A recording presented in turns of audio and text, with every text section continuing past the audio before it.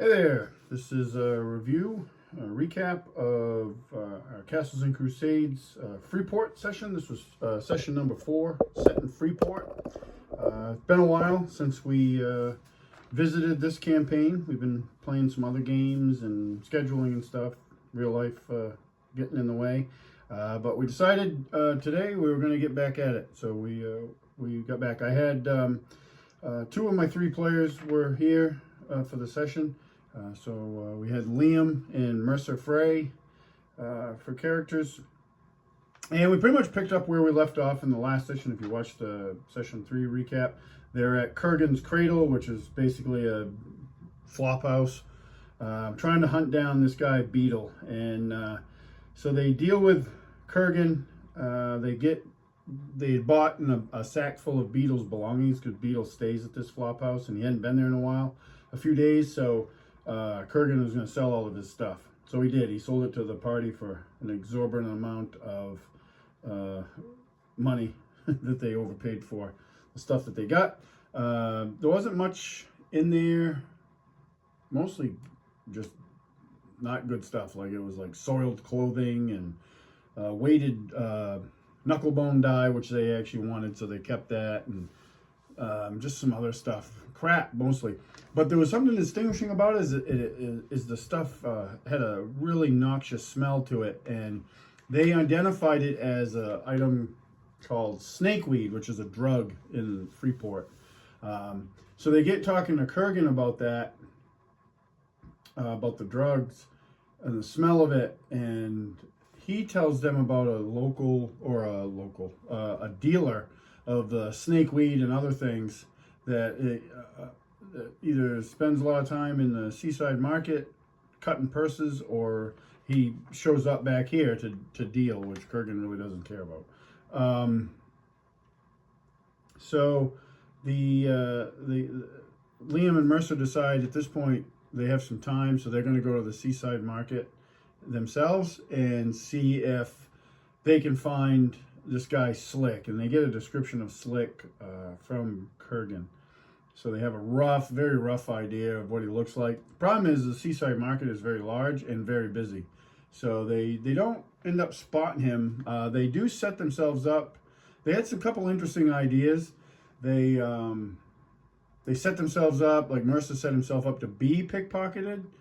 And so he ended up getting rid of the junk that they just bought off Kurgan that belonged to Beedle. So we had a kind of a funny scene. It was all improvised role play, but this young pickpocket picks his pocket, and at the same time he's cutting his purse, Liam's cutting that guy's purse. And I rolled on some random tables, and the pickpocket, he didn't have much. So he found like a half-eaten apple core is what Liam found, and so they watch the cut purse. He goes around the corner with his stuff that he took off Mercer, and he gets like soiled clothing and just crap, and he's all crestfallen. He reaches into his pocket to eat the rest of his apple, and his apple's gone. So he throws down the stuff in frustration and just storms off.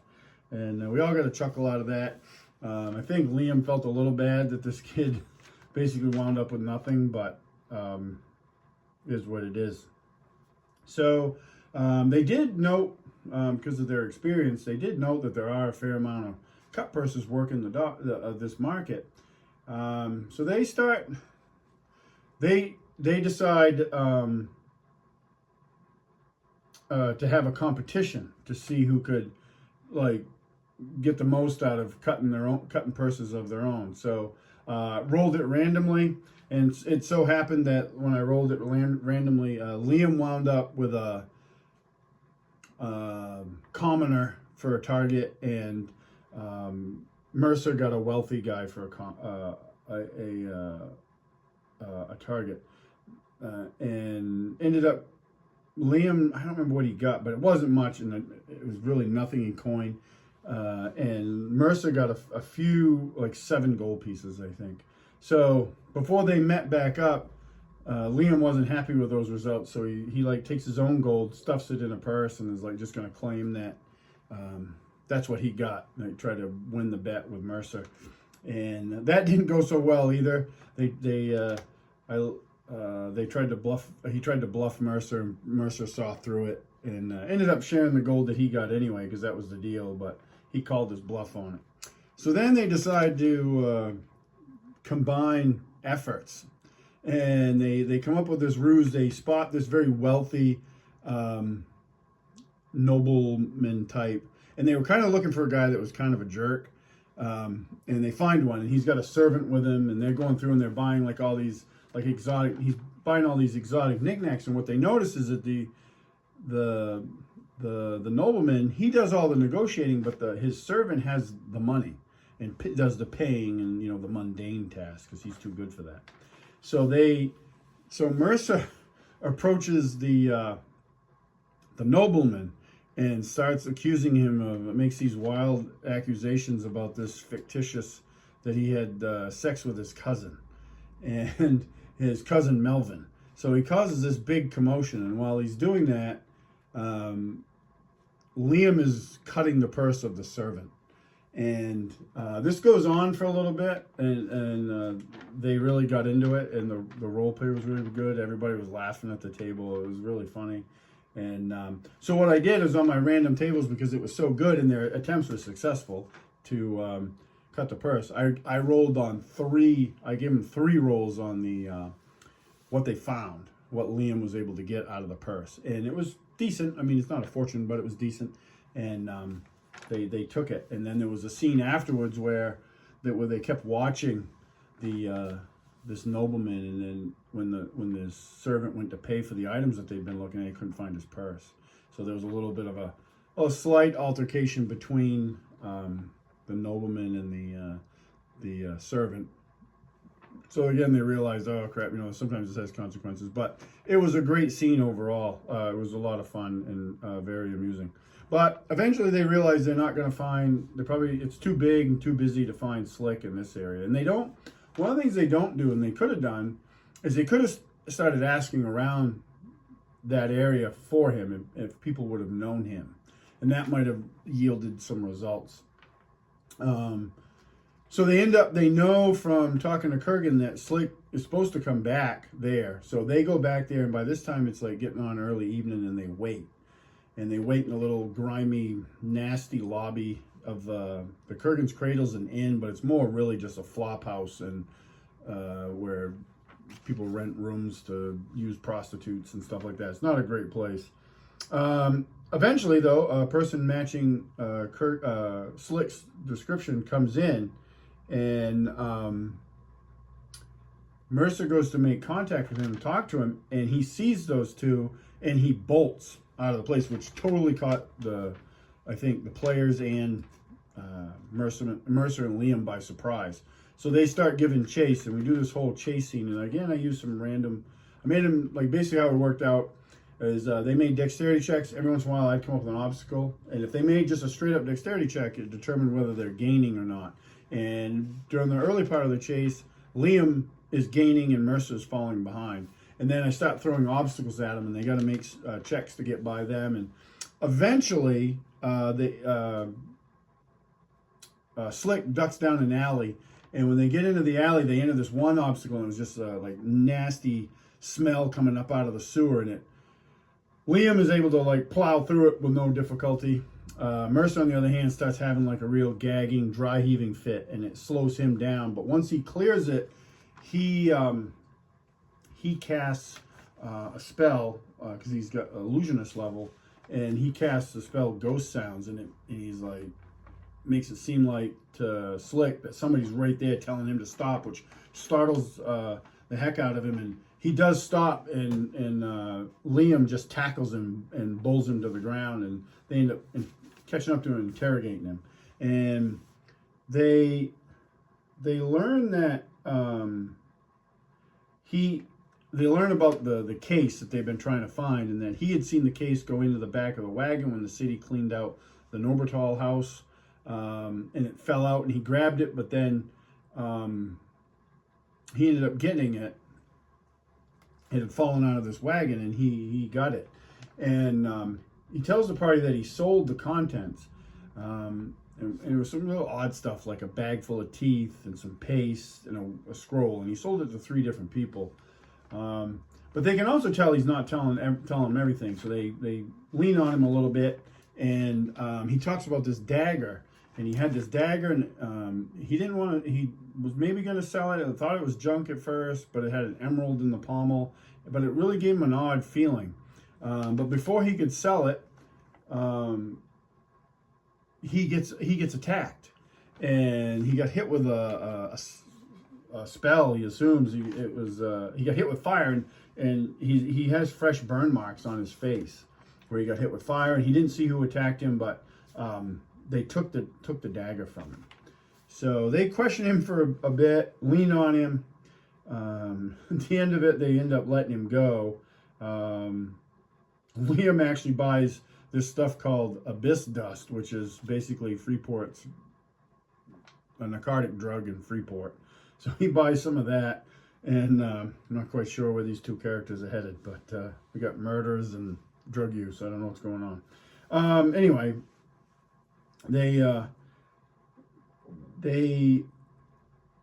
end up, after that, they're like, well, they learned a little bit about the Norbertal house, so they're like, well, let's go there. And now it's getting late at night, so they go into the old city, which is the center of the city of Freeport. They go in and they keep to the shadows to avoid the Sea Lord guards.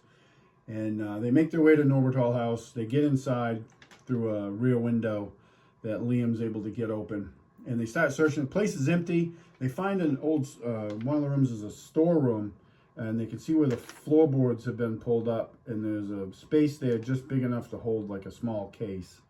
So they think that's maybe where the case was stored. And they're kind of stumped because there's not a lot of clues. And then they hear a knocking at the front door, and they end up looking out the window. They see this kind of older guy in a nightshirt and boots knocking on the door. So they're like, well, that's weird. So they go down, Mercer goes down to talk to him, and Mercer poses as, pretends to be that he bought the place, and he's new. So he starts talking to this guy, and he turns out to be this guy named Yuri, who's the neighbor, he runs a shop next to this one. And Yuri gives them a little backstory about how he saw a man, this man Tarmon, who is from he's a wizardry type. He's been in the city forever. He saw him come to the house a few days ago, and then the city shows after that, like the next day, they start cleaning the place out. The city does, because they're going to auction off all the belongings, which was the stuff at the auction house in the first session. Well, the first part of this adventure. And it's a little bit confusing. They're trying to piece all this stuff together. They learn the history of Beedle, about how his aunt owned this place, and she took care of him, and then he tried to poison her to take over her business. She ran a herbalist alchemist shop and take her fortune. She didn't die from that, but she figured out what he did, and then she kicked him out. And then he later on also got kicked out of the Wizards Guild. And this all happened about 5 years in the past. They also learned from Yuri that there's been more activity at this place, because he heard some scuttling around like the night before, and he came over to investigate, but he didn't see anything. He also does tell them too about seeing Beedle come to the house recently when the auction house, the city had shown up to load up all the belongings because this case had fallen out of the back of the cart, and Beedle, it hadn't fallen out. Beedle had gone into the cart to get it, but he'd seen him do it and reported him to the watch, and the watch scurried him off. They didn't realize who he was, and Beedle didn't tell the watch who he was, so they drove him off. So with the information about Yuri hearing some scuttling, they think the Ratmen are involved that they encountered at the auction house. And they end up, they finish their conversation with Yuri, and they check the house some more, and in the upstairs window, they find, at one of the broken windows, they find a patch of fur on some broken glass with some semi-fresh blood, probably a day old. So they think, yeah, the Ratmen were here.